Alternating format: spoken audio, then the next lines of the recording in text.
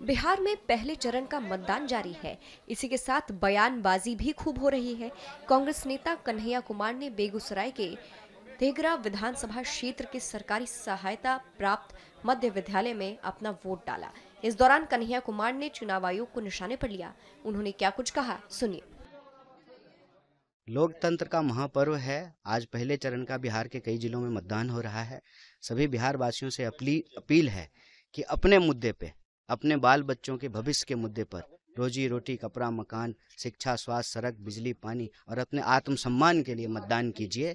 जो नाराजगी है सरकार के प्रति, उसको एक सकारात्मक रूप देने की जरूरत है, क्योंकि 5 साल में चुनाव इसीलिए होते हैं कि अगर आप सरकार से नाराज हैं तो आप जो है सरकार को बदलें। 5 साल में वोटिंग इसीलिए होता है कि सरकार को बदला जाए। राहुल गांधी ने एक बार फिर एसआईआर को लेकर के सवाल खड़े किए हैं। इन क्या लग रहा है आपको? सिर्फ सवाल नहीं खड़े किए, सबूत पेश किए, और ये तीसरा प्रेस कॉन्फ्रेंस है।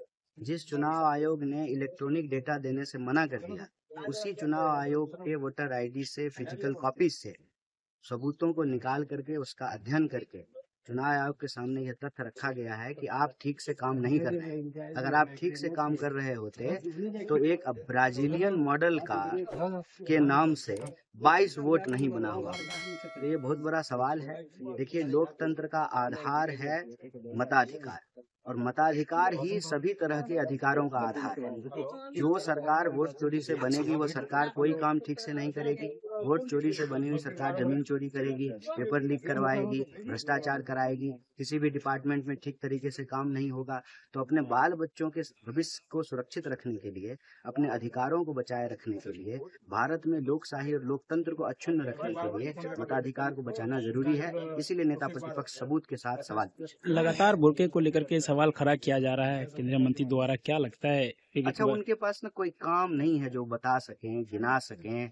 तीसरी बार जो है उनकी सरकार है, बिहार में 20 साल से सरकार है। उनको तो कम से कम 20 ऐसा काम गिनाना चाहिए ना, जो उन्होंने किया हो अपने कार्य क्षेत्र में, अपने लोकसभा क्षेत्र में। कितना अस्पताल खोले हैं, कितना कॉलेज खोले हैं, कितना जो है यहाँ के लोगों को रोजगार मिला है, ये सारी बातें बतानी चाहिए। जब कुछ सकारात्मक गिनाने के लिए नहीं होता है, तब लोग नकारात्मक राजनीति करते हैं, ध्यान भटकाने का काम करते हैं। अंग्रेज करते थे डिवाइड एंड रूल, और आजकल के अंग्रेज करते हैं डाइवर्ट एंड रूल। अच्छा, नेरेटिव मुद्दे को लेकर के एक बार फिर बीजेपी के नेताओं ने कहा कि नेरेटिव 14 तारीख को ये फैसला बताया जाएगा, क्या परिवर्तन होगा इन्हें?